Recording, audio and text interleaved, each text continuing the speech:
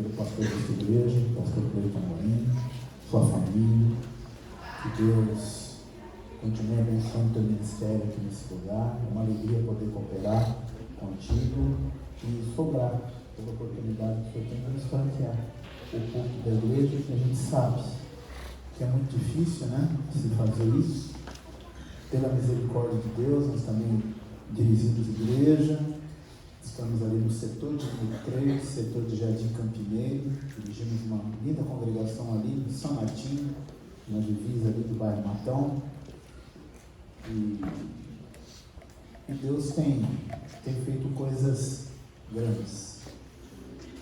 Cuidar de rebanho é algo nobre, dá trabalho? Dá, mas o próprio filho disse, né, que ele é o animal que serve. Ele é o boi de Apocalipse 4, porque o Filho do Homem não veio para ser servido, mas para servir. A gente está aqui para trabalhar. Nosso descanso não é aqui. Mas nós já ouvimos aqui alguns louvores que nos dá a esperança de que um dia nós vamos descansar. Esse último, então, Maranata, meu Deus. O descanso não é aqui, né? A paz plena não será aqui. Mas enquanto aqui estivermos, a paz de Deus que excede todo entendimento nos ajuda. Quero louvar a Deus pela vida do irmão Bruno, da irmã André. E eu falei para eles, vocês são corajosos. O que precisa do senhor ir lá? Olha, precisa estar vivo no dia. Isso é fundamental. Porque não tem reencarnação, vai ter jeito. E senão vocês precisam ter coragem. Por quê? Porque eu não sou pregador. Uns camaradas bons aí para pregar, né? Mas Deus me trouxe para o ensino. Eu gosto muito da área do ensino.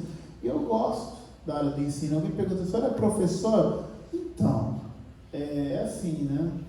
Essa questão de professor é interessante, né? Porque a gente aprende um pouquinho aqui, um pouquinho lá. O bom é que a gente aprende com o professor dos professores, ele é manso e humilde de coração. Então a gente vai aprendendo dele. E quando a gente fala de ser professor de teologia, é interessante por quê? Porque a Bíblia é uma fonte inesgotável. Então eu estou aprendendo todo dia, toda hora. Eu falei, então vocês têm que ter coragem, né? Se o povo gostar de Bíblia, eu falo sempre isso na minha congregação. Eu gosto muito de dar aula, sabe por quê? Porque eu aprendo. E dar aula enriquece o púlpito. Então, eu sou pastor de rebanho, isso muito me interessa, né? Porque o povo precisa de uma comida bem feita, né? Glória a Deus por isso. Então, a gente pede para que Deus sempre tenha misericórdia da vida da gente. Por quê? Porque tudo aqui é dele. Vocês são dele, eu sou dele, nós somos dele. Nós só estamos aqui por ele. E tudo é nele. Então, nessa hora, tudo fica muito pequeno e a magnitude dele é que prevalece. Isso é que é importante. Então, quero louvar a Deus pela vida de vocês, Bruno, André, por nos ter chamado, não é? Parabenizar aí esse lindo conjunto de mocidade, Estrela da Manhã, depois do tempo de pandemia, que coisa boa, né? Poder se reunir de novo. E glória a Deus por isso. Vamos lá, gente, não sem mais delongas. Temos aí até 11 horas, então nós vamos correr, porque assim como disse, né, nosso Leonardo, né? É isso? Como disse o Leonardo, eu quero voltar aqui de novo. Glória a Deus. Meus irmãos, vamos lá. Isaías capítulo 9, versículo 6 diz assim: porque um menino nos nasceu. Olha que bonito isso. Um filho se nos deu. Opa! Nasceu o menino e deu filho. Coisa boa. E o principado estará sobre os seus ombros. E se chamará seu nome. Maravilhoso Conselheiro. Deus forte.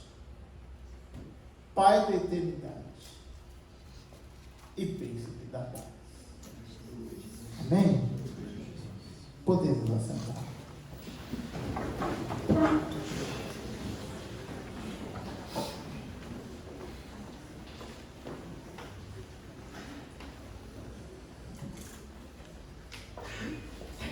Nós estivemos recentemente, acho que que eu acho que uns 2 domingos, né, meu irmão? Nós tivemos ali em Santa Lúcia, né?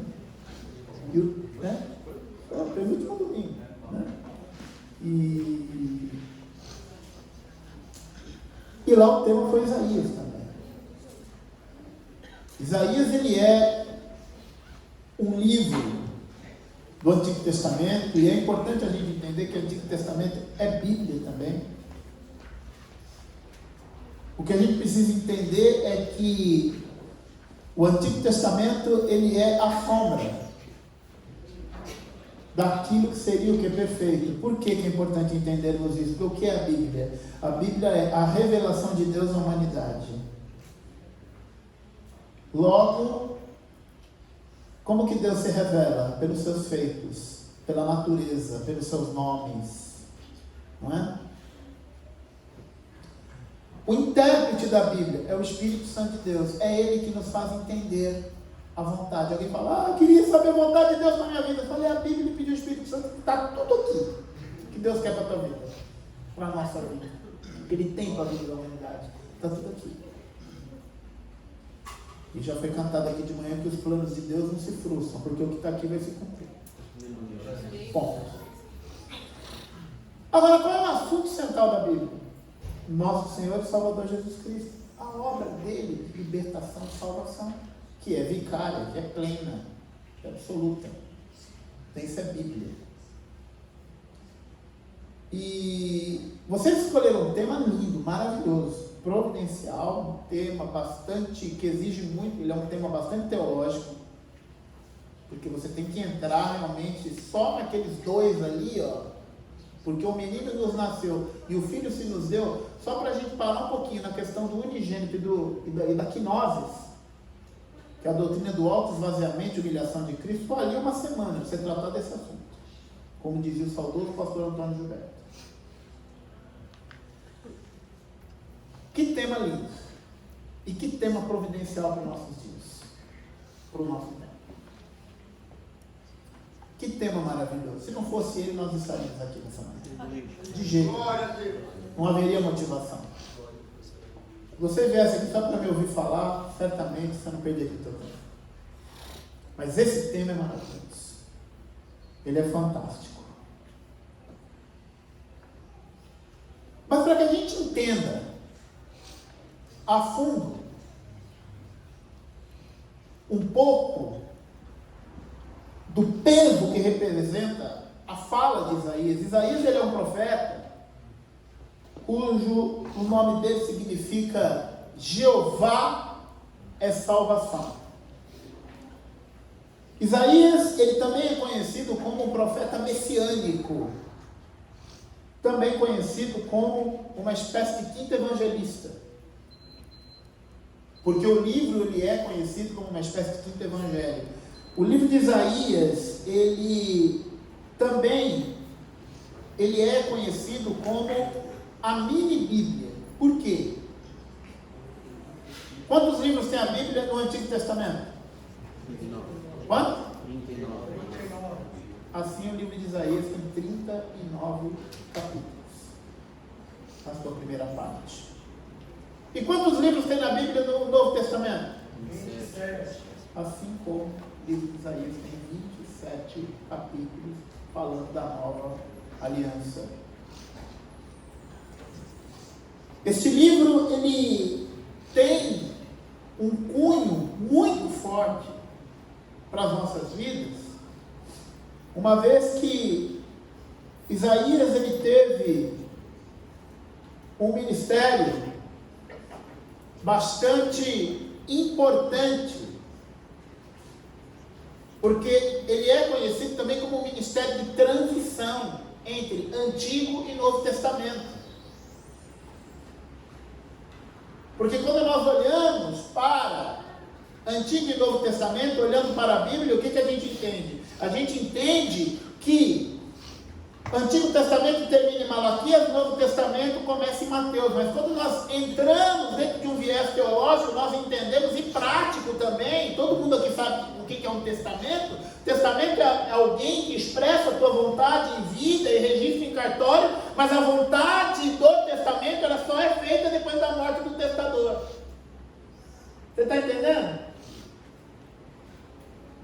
É aí que a gente vai exatamente desenrolar e entender quais são os propósitos que Deus tem para a humanidade. É impossível de eu entender o que está aqui, o peso dessa fala, dessa palavra, se nós não fizermos uma rápida viagem pela Bíblia e entender de que forma Deus usou Isaías aqui. E quão grande é e valoroso é o teu ministério para a história das Sagradas Escrituras, para a história da humanidade e por tudo aquilo que Deus fez. Então a primeira coisa que é importante de nós entendermos é, quando eu olho para essa fala de Isaías 9,6, eu preciso entender que existe o que? Um processo. Ele está falando a respeito de quem? Do Messias, do advento do Messias, do Cristo, do ungido, do esperado de todas as nações. Agora, isso não aconteceu lá quando Isaías abriu a boca, não. Deus ele vem falando a respeito disso através de toda a Sagrada Escritura, desde o Antigo Testamento. E Deus, irmãos, ele nunca teve plano A, plano B e plano C. Deus ele tem o plano dele. A diferença entre eu e você, que fazemos o plano A, o plano B e o plano C, é que Deus, existe uma palavrinha que Paulo gosta de usar em Romanos, que se chama de antemão. De antemão significa que Deus ele sabe de todas as coisas antes que ela simplesmente aconteça. Por isso que já foi falado aqui nessa manhã, ele está no controle, está no controle, está no controle. Por que ele está no controle? Porque ele conhece tudo de antemão. Ninguém pega Deus de surpresa. Então quando a gente olha na Bíblia lá e lembrou-se Deus, Deus se esqueceu, não, Deus não se esquece, é linguagem antropomórfica. O que é isso? É uma linguagem que eu e você consegue entender o que Deus está falando. Ou seja, lembrou-se Deus, sabe o que é isso? A palavra grega, kairó. Chegou o tempo de Deus agir na vida do fulano. Lembrou-se Deus de Abraão, chegou o dia de Deus agir na vida dele. Lembrou-se Deus de Jacó, chegou o dia de Deus fazer assim. Quando Deus se lembrar de você, você pode ter certeza, chegou o dia de Deus cumprir aquilo. E no caso de Jesus, diz que na plenitude dos tempos, quando se cumpriu todas as coisas, ele vai aparecer no ministério terreno dele. Então assim, é importante a gente entender isso aqui, e olhando para o Antigo Testamento, a gente vê toda essa história sendo construída. Por quê? Porque nós acreditamos no viés que é dispensacionalista, nós acreditamos que existem as 7 dispensações. A gente acredita nisso. Então o que a gente tem entre as dispensações? A eternidade passada e a eternidade futura. E entre elas as dispensações. O que é a eternidade passada? A eternidade passada foi onde Lúcifer pisou na bola.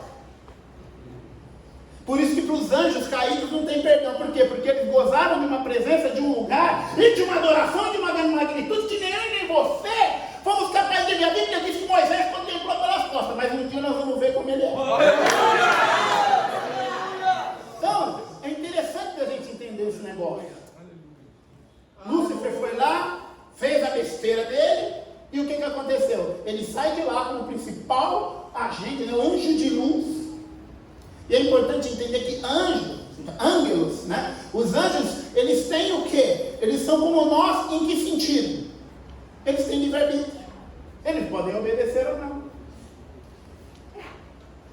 Mas são seres o quê? Poderosos. Por isso que se fala de principado, de potestade. Eles podem se materializar. Teofania, cristofania. E também para o lado ruim. Olha lá, pitonisa, né? Saul foi lá, né? Consultar a pitonisa. Apareceu Samuel. Alguém vai falar da doutrina aí? Não existe isso.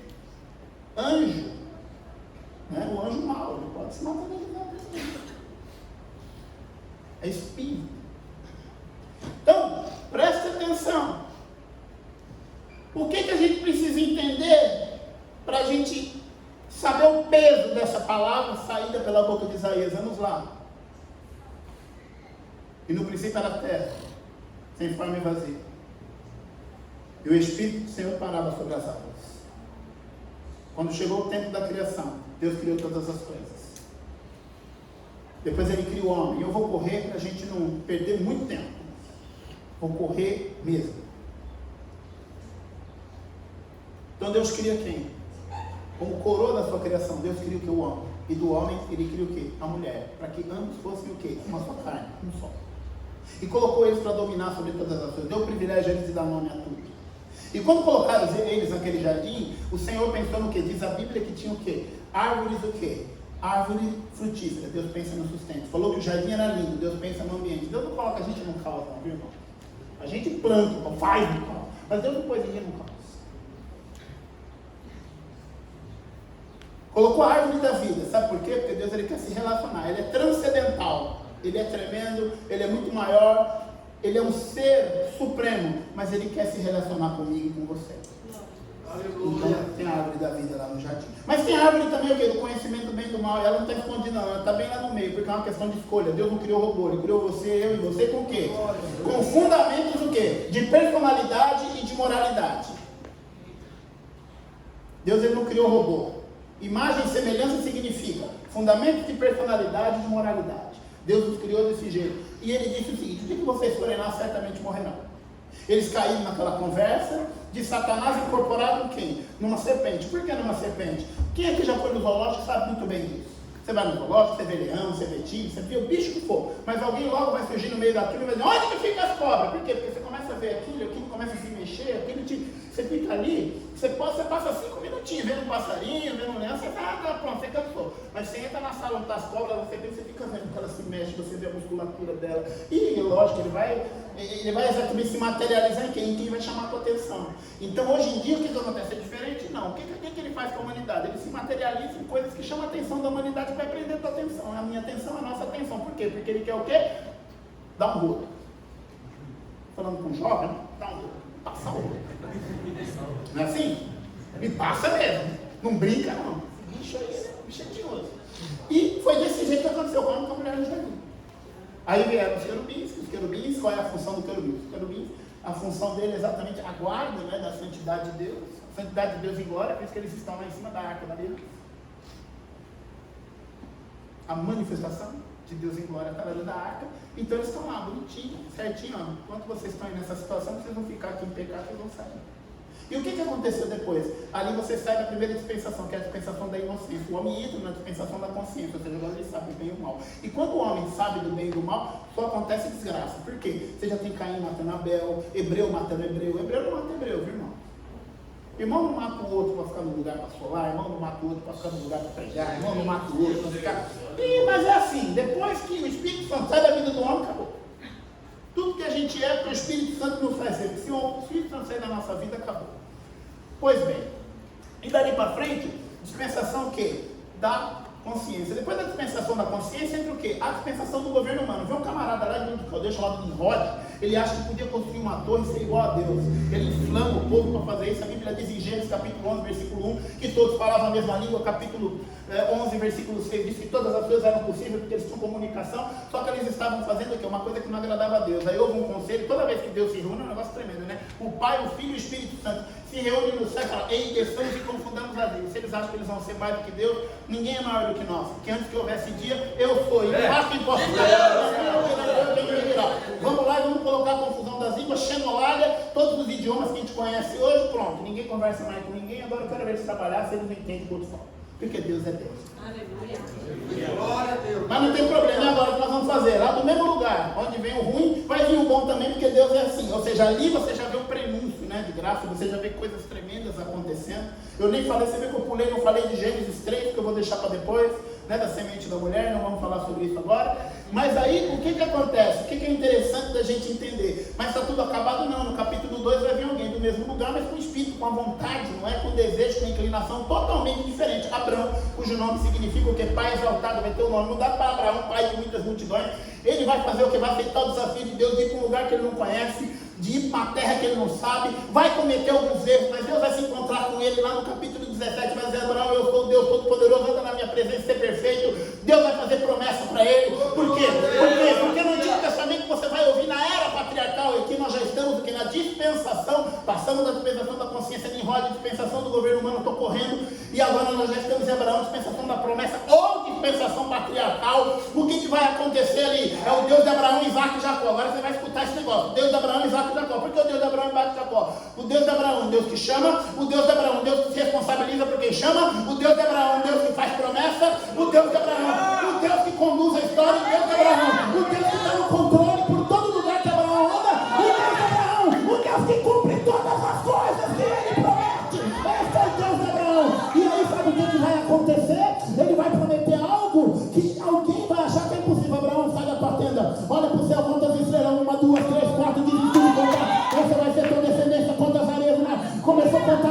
conseguiu contar. Essa vai ser tua descendência. Ah, mas a mulher minha já é velha. Ah, mas a minha mulher tem muita idade. Como é que isso vai acontecer? Não tem problema. Para Deus não tem um dia, não tem 2 dias, não tem 10 dias, não tem 10 anos, não tem 100 anos, não tem 200 anos. Quando Deus tem que fazer, sabe o que vai acontecer? Ele vai abrir a mata de Sara, vai vir Isaac, que significa rico. Ismael significa um Deus que promete. Isaac significa um Deus que cumpre o que prometeu. Mas depois de Isaac vem Jacó. Jacó o suplantador, Jacó o enganador. Por que ele tem esse nome? Muito simples. Porque Jacó ele tem um coração, ele tem uma inclinação, ele quer fazer a diferença, ele não quer ser igual. Ele tem um irmão chamado Esaú, que tem a primogenitura por direito, que tem todas as coisas na mão dele, mas não valoriza aquilo que tem valor. Ou seja, muitas vezes nós temos aquilo que é de muito valor, mas nós não valorizamos aquilo que é valoroso nas nossas mãos. Assim foi Esaú. Jacó não colocou um revólver na cabeça de Esaú para ele trocar o prato de Esaú. Jacó não fez nada disso. Ah, mas o que ele fez? Mas se você for parar para pensar, pastor, ele vai lá, ele forjou, combinou com a mãe dele, colocou uma roupa de um animal para se fazer passar pelo irmão, enganou o pai. Como que pode um negócio desse? Não, o problema não foi esse, a motivação foi errada, sem dúvida nenhuma, não é? A motivação dele, a forma que ele fez foi errada, melhor dizendo, a motivação era boa, mas a forma que ele fez não era a melhor forma. Mas o problema não foi esse, o problema aconteceu antes. Por quê? Porque Esaú já tinha que rejeitar a primogenitura, trocar a primogenitura por um prato de guisado. Portanto, não reclame, ninguém entra no nosso lugar, ninguém ocupa o nosso espaço, mas quando nós não ocupamos o espaço que tem que ser ocupado, a obra é de Deus, tudo é de Deus, e aquilo que Deus promete vai ter que acontecer. Não depende de mim, não depende de você. Ah, se eu não pregar, vai vir alguém para pregar. Ah, se eu não ensinar, alguém vai vir para ensinar. Ah, se eu não cantar, alguém vai vir para cantar. Ah, se eu não reger, alguém vem para reger. Ah, se eu não fizer, alguém vem para fazer. Ah, se eu não digitar, alguém vai digitar. A obra é de Deus, irmão. Mas e quando a coisa é errada, pastor, não tem problema, então vai no Jabó. Aleluia. Vai no Jabó, que é lugar de encontro, lugar de altar. Vai no Jabó, que é lugar de conserto. Vai no Jabó, que é uma gente corajosa. É para quem tem intimidade com Deus. Teu nome agora é Israel, por quanto lutou com Deus e venceu. Como que alguém luta com Deus e vence? Sabe como Jacó ganhou de Deus? Olhando para dentro das tuas próprias mazelas, tendo a coragem de olhar para dentro dele e saber quem ele era, da necessidade que ele tinha, o que ele queria fazer, e que ele queria fazer de uma forma correta, usar a motivação certa da forma correta. Ele queria ser um trovão na mão de Deus. Jacó queria fazer diferença. Ele queria que da casa dele saíssem pessoas que fizessem diferença. E Deus fez isso.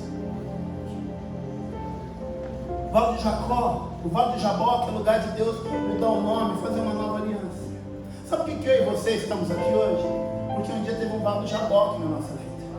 Porque um dia teve alguém, alguma circunstância que rasgou a nossa coxa, que deixou uma marca, para que você se lembre que sem Deus você não é nada. E ali vem José, um dos filhos de Jacó. Jacó não entendeu, ele queria Raquel, trabalhou por ela, não deveria, mas Deus sabia que o quarto filho viria se chamaria Judá, e que alguém que viesse aqui daquela casa seria o quê? O leão da tribo de Judá. Glória a Deus. Feito isso, agora você vai lá com Raquel, sabe por quê? Porque ali eu vou mostrar a pressão da minha eleição, através do teu filho, da raça do tacho de José. Eu vou mostrar para essa humanidade que preço vai custar a salvação dele. E como assim, pastor?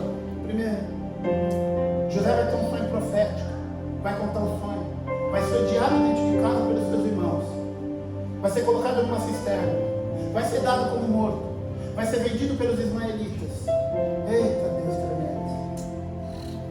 Vai para a prisão na casa de Potifar, vai sair daquela prisão, vai ser colocado diante de Faraó, vai revelar os sonhos, vai ficar na cadeira do Egito, governador do Egito, vai se dar a conhecer os seus irmãos, depois de não mais aguentar, diz ele que vai dar um brado. E guarda bem essa história, porque lá na frente ela vai se cumprir, na pessoa de alguém chamado Jesus Cristo, o Nazareno. Coisa tremenda, coisa linda. Sai uma família, entra no Egito, sai uma nação. Deus vai usar um homem chamado Moisés, que vai levar o povo do Egito para o outro lado da terra. Deus vai usar um homem chamado Moisés, vai dar lei. No capítulo 25 a 27, vai mandar Moisés construir um tabernáculo de dentro para fora, tipificando o quê? A pessoa de Jesus Cristo, de alguém que vai sair da glória do Pai, que vai se fazer humano, que vai se encontrar com um homem lá no altar de 4 pontas, lá no átrio. Você está entendendo o que Deus está falando nessa manhã? Presta atenção. Moisés morre, vem Josué, é o tempo de conquista. E o que ele quer? Para ver o Messias, para ter intimidade com o Messias, para viver novas coisas na tua vida. Sabe o que você tem que fazer? Josué, santifica o povo, porque amanhã eu farei maravilha no meio de vós. Eu sou um Deus que abre o Mar Vermelho, mas que abre o Jordão também no tempo da primavera, com 60 quilômetros a mais de intensidade de água, na água barrenta do Jordão. Você vai ver minha glória, Josué. É na água barrenta do Jordão, que lá no meio eu vou parar as águas. Você vai construir um altar lá dentro, alguém vai construir um altar lá fora, e todos que passarem por ali saberão que eu sou o Deus de Israel. Mas se Josué é o livro da conquista, Juízes é o livro da derrota, é o livro da vergonha, é o livro da tristeza, que diz a Bíblia em Juízes que cada um fazia conforme a tua própria cabeça, conforme o teu próprio entendimento. Que tristeza que era o livro de Juízes. O último juiz foi Samuel. O livro da transição entre o juiz e a monarquia. Tudo isso para você entender o que Isaías vai falar, o peso disso. O peso que estava sobre os ombros de Isaías quando ele disse isso. Presta atenção. Em 1 Samuel, primeiro livro de Samuel, você vai ver. Você vai ver Eli, o sacerdote, a maior autoridade eclesiástica daquele tempo, o sacerdote.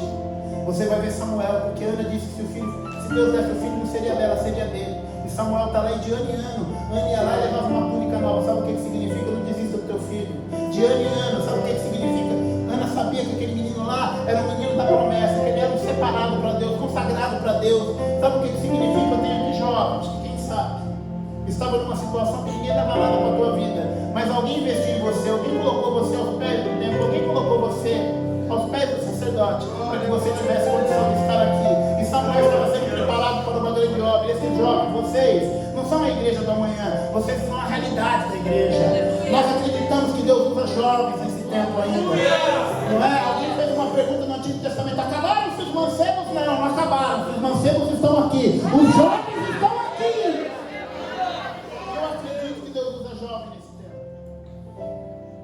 Mas tinham 2 jovens ali, os 2 filhos de Eli.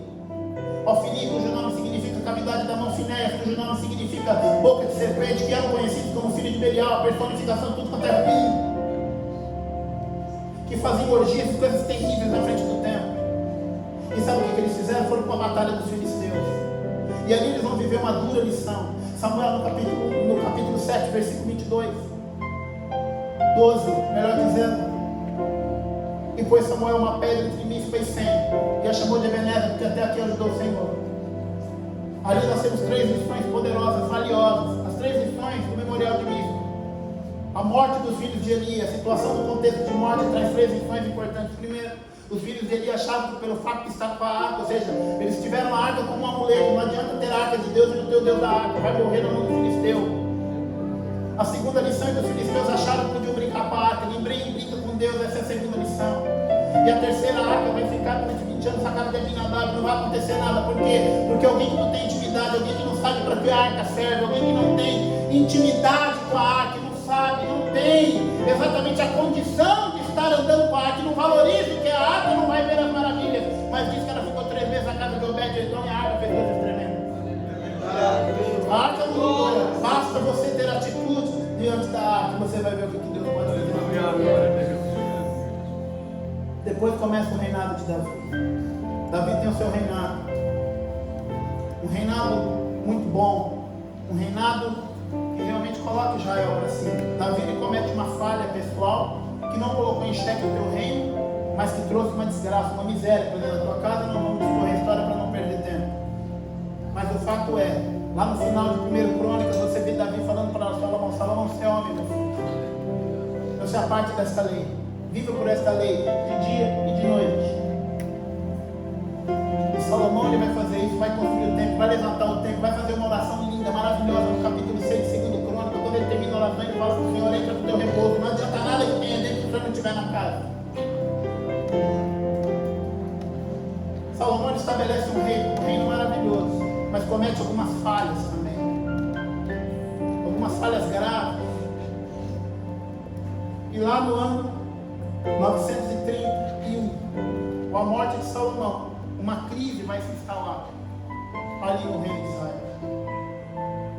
Uma crise muito forte, que vai culminar com a divisão do reino. E todo o reino dividido contra si mesmo não subsiste. Agora, um povo, um reino que estava lá para ser feliz, para ser abençoado, para dominar, agora está sendo subjugado, está se misturando contra as nações, está fazendo aliança com quem não serve. As 10 tribos se dividem, 12 tribos. 10 vão para o reino do norte, ficam 2 no reino do sul, Judá e Benjamim. As tribos do reino do norte não tem um rei que presta sequer. Problema terrível. O rei Acaz, Isaías, nesse tempo já estava com o teu ministério, ano de 740. É interessante que Isaías vai dizer a Acaz, para Acaz não fazer aliança com o rei Sargão II, o rei da Síria. Mas ele não ouvindo as palavras de Isaías, vai fazer ali um acordo, uma aliança, pedindo proteção. Olha só, aquele que é, olha que coisa terrível, quando se perde o foco, vai pedir proteção. Você tem o Deus de Israel, vai pedir proteção com o rei de Líbano. Foi pedir proteção ao rei Sargão. O que aconteceu? Ano 722, aquele povo foi levado pela Síria. Ali houve a perda de identidade nacional por parte de Israel. E o que vai acontecer? Isaías está neste tempo está nesse tempo do teu ministério. Olha que coisa interessante. Isaías, no ministério dele, ele vai ter reis como o rei Uzias, que foi um rei piedoso. Ele vai ter o rei Jotão, que foi um rei piedoso. Mas Acaz foi um rei idólatra, que fez aliança com quem não devia. Ele também viveu na época de Ezequias, foi um rei reformador. Mas também viveu na época de Manassés, foi um rei terrível. E que contexto é esse? Agora a gente entra nesse contexto do tema que vocês escolheram. Capítulo 1 de Isaías diz que toda a cabeça estava enferma. Quando eu falo de cabeça, eu falo de liderança. Não tinha liderança em Israel, não tinha liderança em Judá. E Judá estava caminhando a passos largos para acontecer com ele o que aconteceu com o povo do reino do norte.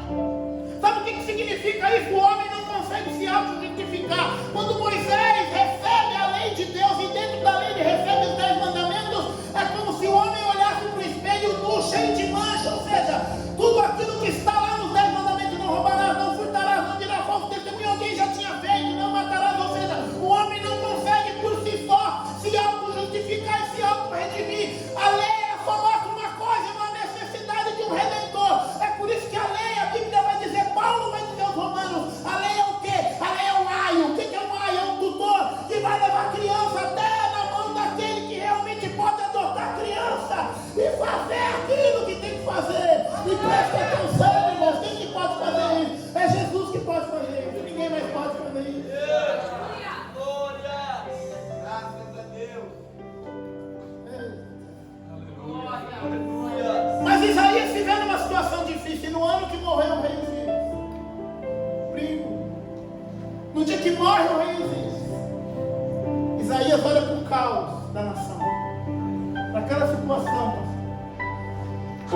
e ele tem a visão do tempo, quando ele estava ali, prestando o seu trabalho, que ele vem de linhagem sacerdotal. Isaías está ali, e ele vai dizer, ai de mim, que sou um homem de lábios impuros, e habito no meio de um povo de impuros lábios. Isaías estava dizendo, estou vivendo uma geração terrível, perversa, uma geração que está indo de mal a pior. E o que está acontecendo hoje? Você está entendendo por que é grande a tua, nossa responsabilidade? Cadê os Isaías do nosso tempo? Tem Isaías aqui nessa época? Por isso que tem peso essa palavra. Isaías disse, como se ele, eu quero parafrasear aqui,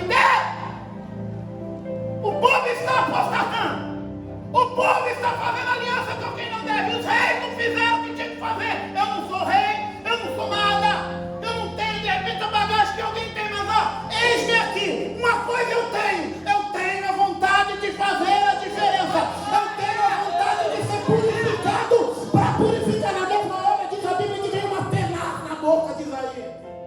Ah, você quer? Então você vai ser diferente para fazer diferença. Uma penada na boca dele purifica a boca. Purificação é a obra da palavra. Deus vai colocar a palavra na boca de jovem.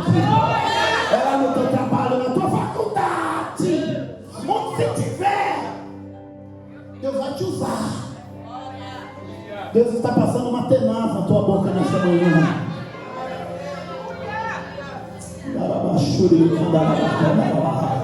Deus está passando. Tem gente dizendo: eu não posso, eu não sei, eu não tenho capacidade, eu não tenho. Quem disse que você tem? Eu também não tenho. Ou você pensa que eu faço teologia, sou professor de teologia para ser capaz? Não, capacitação vem de Deus, filho. Ali nós estamos se preparando. Capacitação é Deus que dá. Se Ele não der, como diz alguém, nós temos nada da salsicha. Isaías vai dizer: mas eis-me aqui, envie-me a mim. Glória a Deus, aleluia. E o que Isaías faz? Capítulo 7. E agora eu vou correr para encerrar. Capítulo 7. Eis que uma virgem conceberá. Isaías fala para o povo entender. Aramaico é a língua do povo, hebraico é a língua do templo. Isaías vai dizer: do ventre de uma animal, de uma bitular, de uma virgem, de uma donzela em hebraico, virá um. Mas como isso, Isaías? Vocês se lembram de Gênesis 3? Ele colocou inimizade entre o homem, a mulher e a serpente. E disse que da semente da mulher viria um. Tem gente ali dizendo: eu piso na cabeça do diabo, eu piso na cabeça do capeta. Não. Você não está entendendo? É por isso que Moisés só pegou o que? Na cauda. Moisés jogou o cajado no chão, pegava a serpente pela cauda. E Moisés falou: mas Senhor, eu vou ser picado. Mas Deus falou para ele, né? Vamos parafrasear: não, Moisés, pode pegar na cauda, ela não vai te picar. Não, por que eu não posso pegar na cabeça? Porque a cabeça tem dono. Quando você pegar na cauda dela, você só vai anunciar quem vai pegar a cabeça. A cabeça tem dono. E o teu pé é muito pequeno, mas vai ter o pé de um que é muito grande. Vai pisar, vai pagar, vai aniquilar, vai acabar com a serpente. E o reino dele nunca mais será fim, porque ele é pai da eternidade e príncipe da paz. Estou sentindo a presença de Deus aqui nessa manhã. Eu não sei você, mas eu não estou com vontade de voar aqui. Tamanha magnitude.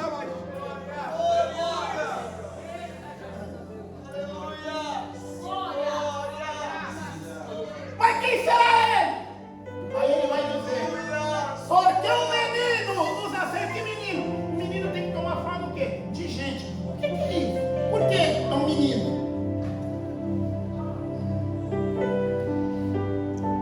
Um menino nos nasceu.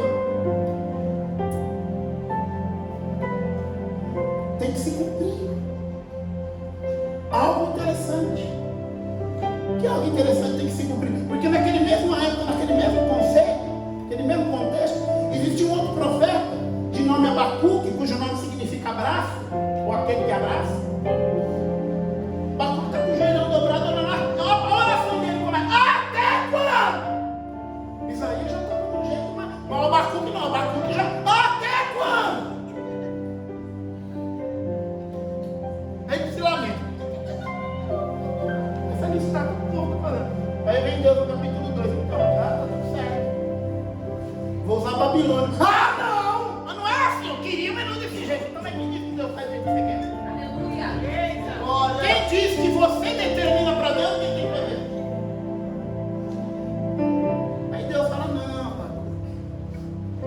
Babilônia vai ser diferente de Egito. Babilônia o povo vai poder fazer suas vidas lá. Babilônia, o povo vai para lá em 606, uma parte, depois a outra parte vai em 597, e depois em 586 vai a última parte, 606 a 536, 70 anos de cativeiro. Aí tem outra, em 586 o templo vai ser destruído, viu?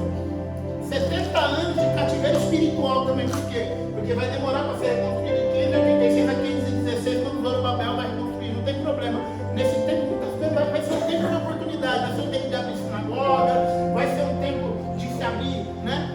Oportunidades para vocês não deixar as coisas acontecer. Isso é para vocês aprenderem a nunca mais idolatrar. E por que 70 anos?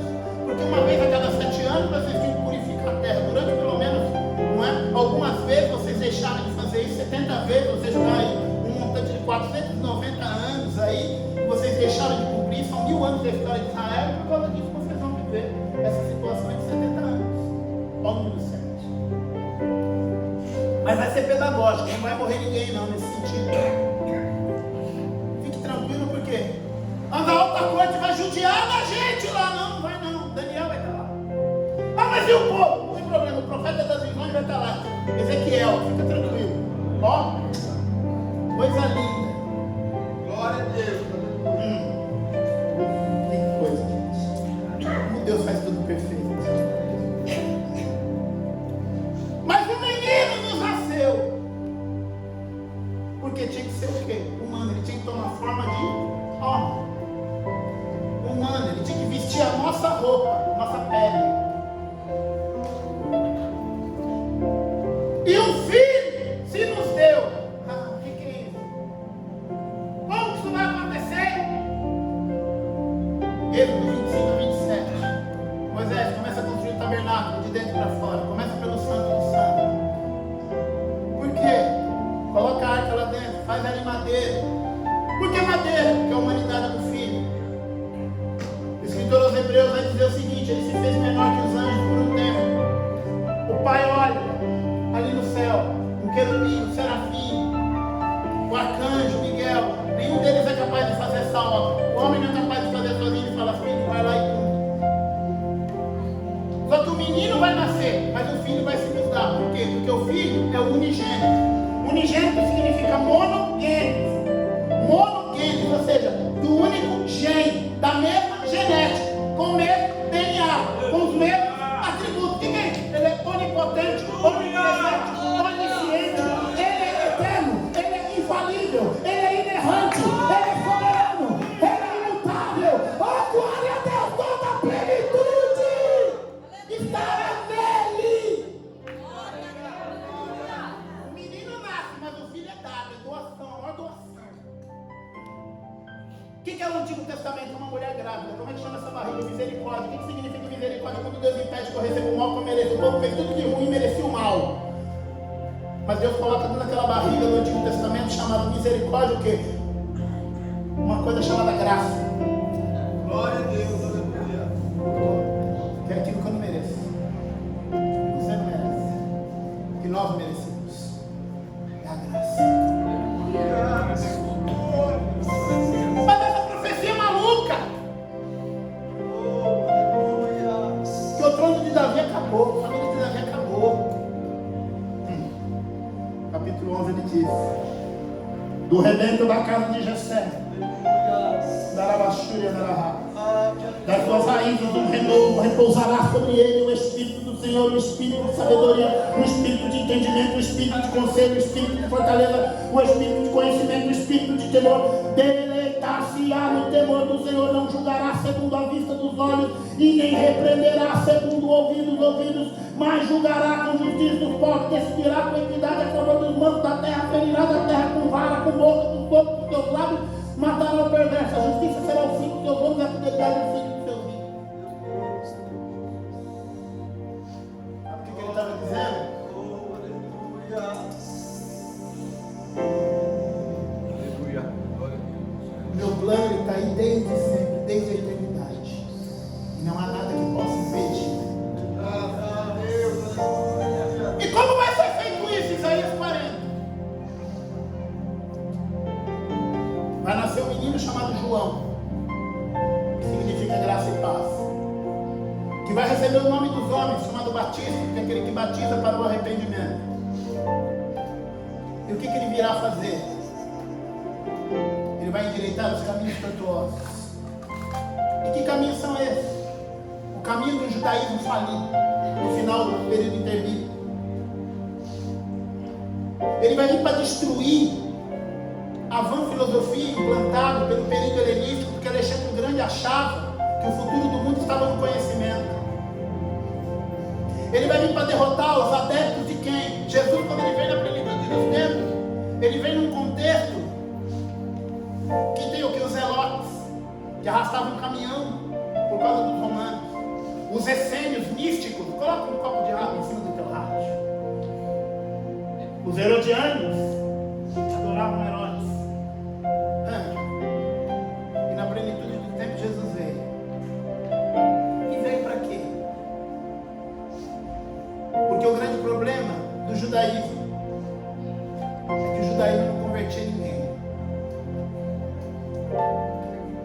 E isso mexeu com um homem chamado Nicodemos. Todo mundo falava desse homem, é um judeu blasfemo, é um filho de Beelzebul. Ele nasceu. Mesmo jeito que tentou matar Moisés, fala, Herodes tentou matar Jesus. Queria saber onde ele estava para adorar. Quis matar para impedir o ministério terreno de Jesus. Mas não tem nada que possa impedir o ministério de Jesus. Não há nada que possa impedir a obra que Deus tem, que Jesus tem na nossa vida, na minha e na tua vida. Então, meus irmãos, o que vai acontecer? Não pegava bem para Nicodemos ter com Jesus de dia, alguém ia ver. Mas Jesus nunca fez curva de ninguém, essa foi a marca do ministério dele. E sabe por que eu e você estamos aqui? Porque ele não fez curva de nós. Mas se fosse olhar a nossa ficha, Jesus nos dias de hoje ele seria um gestor falido, porque os gestores têm um LinkedIn perfeito. Eles querem um currículo perfeito. Aí vem Jesus, o que ele quer? É o Paulo. O Ananias vai querer o Saulo de Tarso, o Ananias vai querer listar os problemas dele. Tudo bem, você vê o vaso quebrado, eu vejo o quê? Você vê o barro sujo, tudo cheio de porcaria, mas eu vejo o vaso escolhido, pronto. Que de antemão eu vejo as coisas. Porque diz que do rebento da casa de Jessé viria um que não veria com olho de homem. É por isso que eu e você estamos aqui, irmão. Porque se ele olhasse com olhar de homem, eu não estaria pregando. Você não estaria aí cantando. Você não estaria aqui. Sabe onde é que nós estaríamos? Na cruz, que era para nós e não para ele. No túmulo, que era de José de Arimateia, mas não era dele. Andando em cima de uma jumenta que não era nossa, não era dele, era de Simão Sirineu. Você está entendendo? Ele não era obrigado a nada. Mas a lei, lembra do papai? Veio trazer a criança, a lei, e por que a criança ficou órfã? Lá no Antigo Testamento.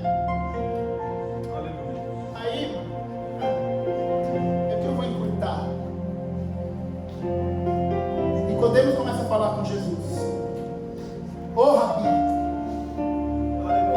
Jesus fala, Nicodemos, sem protocolo. Aquele que não nascer da água do Espírito não verá o reino de Deus. Como já pode um homem sendo velho, uma pessoa já adulta voltar para o ventre? Como pode você ser mestre de Israel e não saber essas coisas? Jesus colocou Nicodemos no lugar dele. Você é Rabi, você é Rabi. Eu não sou Rabi. Você é mestre, mas eu sou Rabona. Eu sou o mestre. Você sabe por que eu estou aqui nessa noite, Nicodemos? Porque o vento sopra onde quer, João 3:8. E o vento está soprando aqui nessa noite na tua casa. Vim aqui para te dar um abraço, Nicodemos. Vim aqui para dizer para você que infelizmente você segue o judaísmo, que não traz conversão para ninguém. O que significa isso, mestre? Muito simples, Nicodemos, liçãozinha prática de teologia para você. A conversão tira o homem da lama. A santificação tira a lama do homem. Mas a religiosidade que você segue só coloca uma roupa limpa no corpo sujo. Mas eu estou aqui para acabar com esse negócio. Eu estou aqui para te tirar do chaco do lodo, para te tirar. Mas como assim? Isaías diz, Isaías 61. Ele me ungiu. O Espírito do Senhor Deus está sobre mim e me ungiu para pregar boas novas, o Evangelho. Para quem? Aos mansos, aos contritos de coração, aos cativos. Você está cativo de um sistema, mas hoje é noite de você sair disso, Nicodemos. E nós somos alegres porque não estamos cativos debaixo do sistema, nós estamos debaixo da graça. Por isso que Paulo diz: eu, Paulo, prisioneiro de Cristo. Paulo, mas você está preso, não tem problema, a palavra de Deus não está presa. Mas Paulo, você vai morrer, não tem problema. Eu seria o mais miserável dos homens se confiasse tão somente nas coisas dessa vida. Não vivo mais eu, Cristo vive em mim. O viver para mim é Cristo, morrer para mim é ganho.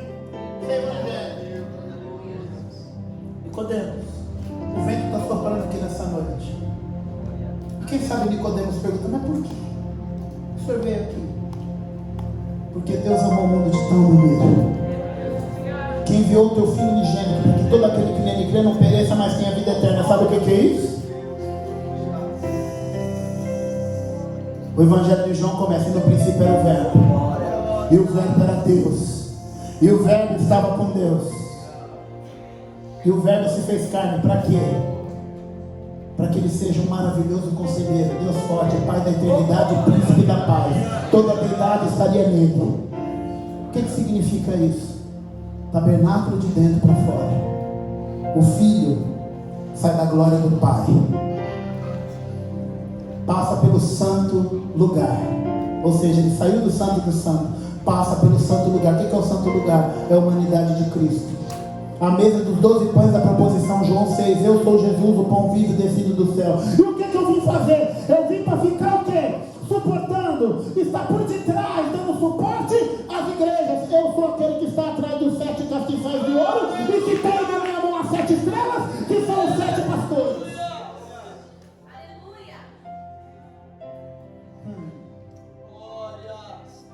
E onde ele vai? Ele vai sair, ele vai romper aquela porta, ele vai passar pela coluna de Joaquim, que significa o Deus que estabelece, a coluna de Boaz, o Deus que tudo sustenta. Vai sair para se encontrar com o homem lá no Acre, lá no altar de 4 pontos. E por que ele vai fazer isso? Por quê? Porque é o seguinte, porque lá em Levítico 16 diz que uma vez por ano, eles dependiam do quê? Eles dependiam de um homem entrar lá no Santo do Santo no dia da expiação. Um bode era morto, o outro era mandado para fora do arraial. Depois de sair do jardim de Getsemane, Jesus vai ser preso, junto com um homem chamado Barrabás. E o que vai acontecer? Alguém vai pedir para escolher para ser solto. Quem que você soltaria? Jesus ou Barrabás? Quem merecia ser solto? Quem? Fala alto, eu não entendi. Convicção da igreja, quem deveria ser solto? Jesus. Quem? Jesus. Mais alto. Jesus. Mas graças a Deus ele não foi solto. Porque o bode que era solto ia para fora do arraial. O bode que ficava é o que morria. Se Barrabás tivesse preso, a gente estaria até hoje debaixo do pecado e do jugo de Satanás. Tem Barrabás, não tem. Não tem propiciação, irmão. A remissão de pecado em Barrabás. Mas quem ficou lá podia dar a vida. Aleluia. Podia pagar o preço. Lembra do tutor? Olha aí, trazendo a criança. Eu e você. E qual era o princípio de adoção que Paulo vai dizer no capítulo 8? Eu já estou acabando nesse momento. Muito simples. O pai pegava a criança no colo com uma mão, com a outra ele ficava com o dinheiro. Ele olhava para a criança e dizia: queres tu ser meu filho? Com base nessa confissão, eu pago o preço. A partir de agora você é meu filho, participante de todos os meus bens. A criança estava adotada. Romanos 11 diz que antes éramos um luzeiro bravo, mas agora estamos enxertados na oliveira e somos participantes da raiz. Sabe o que significa isso? Você não deve nada a judeu, porque você não é judeu. A predestinação vai falar de 3 povos e não do indivíduo. Não existe predestinação para o indivíduo, mas para povos. E não se vai de escândalo nem para os judeus, nem para os gentios e nem para a igreja de Deus. Eu não sou judeu de nascimento, eu acredito que você também não é. Então as promessas para Israel estão lá, mas nós éramos gentios. Mas um dia nós aceitamos o desafio. E que desafio é esse? Lembre-se que ele veio tabernáculo de dentro para fora. Olha que coisa linda. Tabernáculo de dentro para fora. Isso é lindo. Ele veio se encontrar conosco no altar de 4 contas para pagar a dívida. E aí voltando em Nicodemos, o que aconteceu com ele? Se converteu ou não? O que deu Nicodemos? No capítulo 6 do discurso de Jesus no Sinédrio, Nicodemos pede a palavra e diz: não seria justo a gente ouvir o que esse homem tem a dizer? Nicodemos, o que aconteceu? Você virou a casaca? Olha o príncipe da paz fazendo a diferença. Olha o menino que nasceu para mudar a história da humanidade. Olha o filho dos coitados que se fez menor que os anjos para que a gente estivesse aqui hoje. Virou a casaca, Nicodemos. O que aconteceu com você? Está doente? Era como se Nicodemos explicasse: o sinédrio foi feito por ele, para fazer com que o judeu não saísse do teu caminho. E é importante a gente entender uma coisa: ele esteve na minha casa, ele me fez saber uma coisa. que muitas vezes nós podemos estar cometendo o erro de estar colocando no banco dos réus aquele que é o caminho, a verdade e a vida. Capítulo 19 de João aparece Nicodemos, providenciando o túmulo junto com José de Arimateia. Se converteu, valeu a pena. E o que é isso? Agora é o tabernáculo que de fora para dentro. Sabe por que eu e você estamos aqui nessa hora? E eu quero encerrar minha fala dizendo isso para você entender o tema que você escolheu. Preste atenção. O tabernáculo de fora para dentro. Um dia, o povo só podia chegar no átrio. Ele só podia ver o altar de 4 pontos, o sacerdote no trabalho externo. O sacerdote ia lá, fazia o sacrifício. Aí ele tinha que ir na pia de bronze, tomar o banho sacerdotal, trocar suas vestes. Tinha os sininhos lá na roupa. Não para ele não morrer lá dentro, não era isso não. O sininho era para ele se lembrar que ele tinha que ir, não podia entrar com a veste suja lá dentro. O que ele estava dizendo? Romanos 10:17 diz que a fé vem por ouvir e ouvir a palavra de Deus. E nós estamos aqui porque um dia nós ouvimos a palavra de Deus, fomos convencidos pelo Espírito Santo, à luz da palavra que é a pia de bronze. Tomamos um banho, ou seja, Deus nos lavou, nos tirou do charco de lodo e nos lavou na palavra. Nos redimiu pelo teu sangue. E nós passamos a poder entrar no santo lugar. Nós passamos a ter contato com aquele que estava na mesa dos pães da proposição, aquele que é o pão vivo descido do céu, Jesus. Podemos ser o sal da terra e a luz do mundo, porque estamos lá entre os castiçais de ouro, no comando dele. E o principal, no final do período interbíblico, os romanos fizeram uma reforma no templo.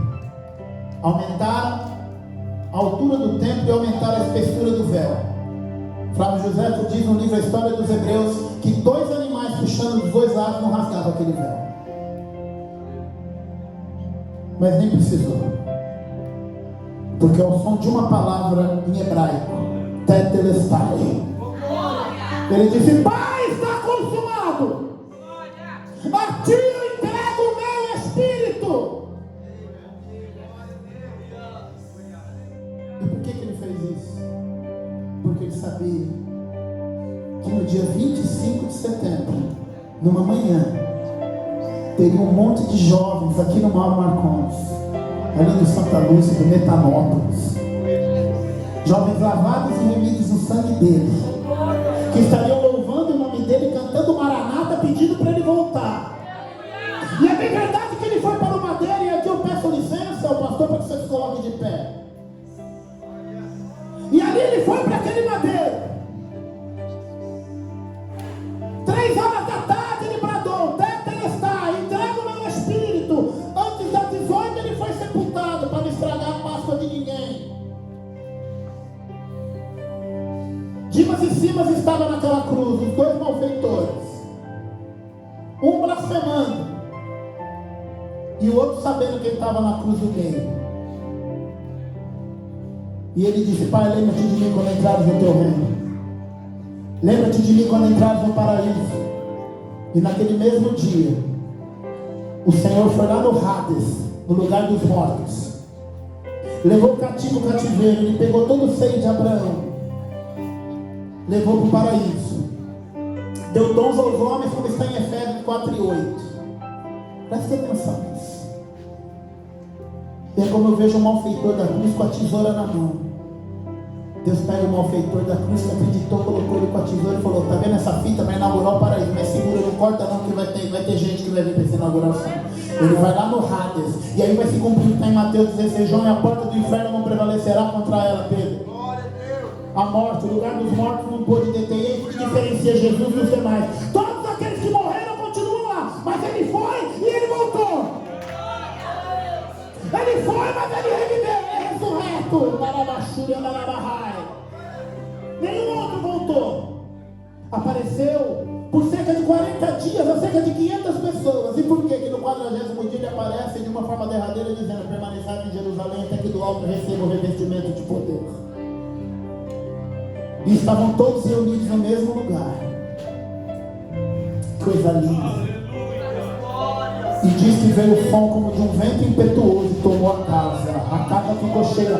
A casa, se você acreditar, se você nesta manhã entender o que Deus está falando, a casa vai ficar cheia. A casa será cheia. Deus já está começando a encher a casa nesta manhã. E essa casa é você. Você é templo do Deus vivente. Eita glória. E dar-te as chaves da casa de Davi. E que chaves são essas? A chave do reino do céu. E que chave é essa? Pedro usou pela primeira vez 3 almas. Usou pela segunda vez mais almas. Depois Filipe usou em Samaria mais almas. Depois Pedro usou na casa de Cornélio mais almas. Depois Paulo usou em 3 viagens missionárias mais almas. E Deus usa a igreja hoje mais almas. Por quê? Porque ele virá do céu com alarido, com voz de arcanjo. A trombeta de Deus é o Maranata que vocês cantaram. E se nós já estivermos morrendo, não tem problema.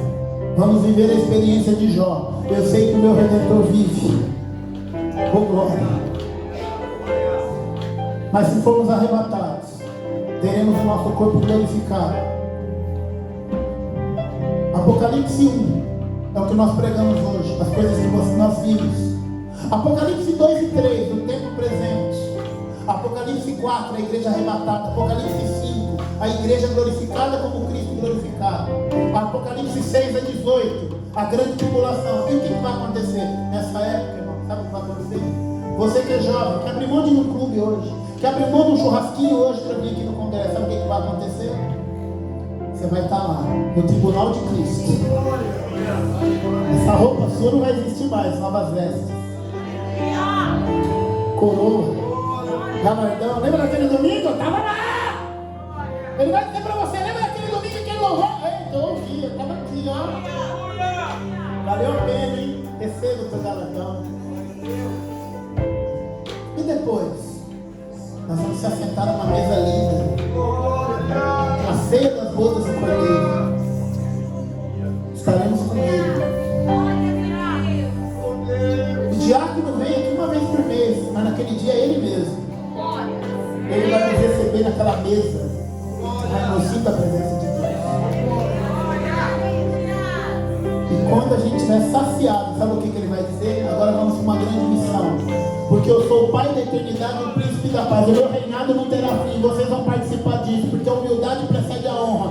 Vocês não me negaram lá, também não vou negar vocês aqui. Aí João, de repente, tem uma visão em Apocalipse dizendo: eis que viu num cavalo branco, com as vestes brancas salpicadas de sangue, com várias diademas na tua cabeça, que ninguém sabe o nome senão ele mesmo. Ele manda sobre a tua coxa, está escrito: é do rei, é do senhores, e ele é valente para peleja. E por detrás dele, é que está a luz de milhares de cavaleiros. Eu e você, a igreja, eu e você, a igreja.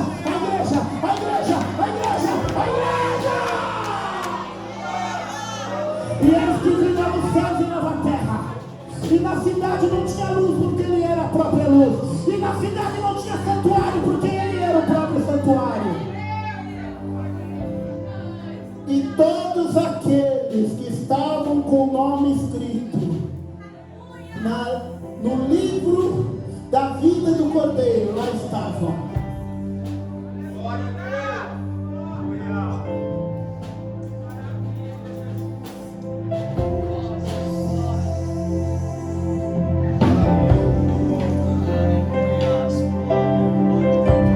Dá até vontade de ser crente, não dá? Dá para ficar sem esse Jesus, irmãos? Eu quero saber nessa manhã, tem alguém aqui? Quem sabe você está afastado do caminho do Senhor? Afastado do caminho do Senhor.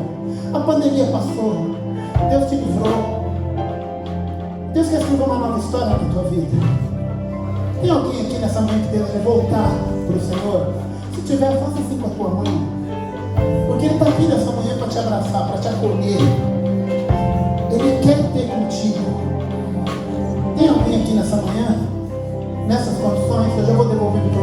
pastor. Quem sabe você ainda não é crente, você ainda não entregou a tua vida a Jesus e você deseja fazer isso nessa manhã. Quem sabe você deseja entregar a tua vida, não só. Alguém vai dizer, vem, você não vai ter mais problema. Não, o problema vai dobrar. Porque você vai passar a fazer a vontade de Deus. A diferença é que existe agora um altar de incenso. Você pode dobrar o teu joelho e a tua oração vai direto ao Pai. E o Filho está à destra do Pai. E quando não tiver palavra para sair da sua boca, diz a Bíblia que ele vem com gemidos inexprimíveis. Tem alguém aqui nessa manhã que deseja entregar a tua vida para Jesus? Se tiver, rapidamente, eu quero orar pela tua vida. Se tiver alguém. Tem alguém? Então eu gostaria somente de fazer uma oração com você. Senhor nosso Deus e Pai, eu quero te louvar e te agradecer pela rica oportunidade que você me concedeu de estarmos aqui na tua casa nesta manhã. Senhor, muito obrigado por nos conceder tamanha oportunidade de nos fazer entender aquilo que o Senhor tem para as nossas vidas. Como foi maravilhosa e é a tua obra em nosso favor. Muito obrigado, porque você não era obrigado, mas Senhor deu teu filho em favor das nossas vidas. E tem um céu nos aguardando. Existe um lugar preparado para nós. Senhor, em nome de Jesus, eu te dou a bênção dessa igreja, esses jovens. Não só os jovens locais, como aqueles que vieram de outras congregações. Abençoe, meu Pai, o pastor dessa igreja, todo o corpo ministerial.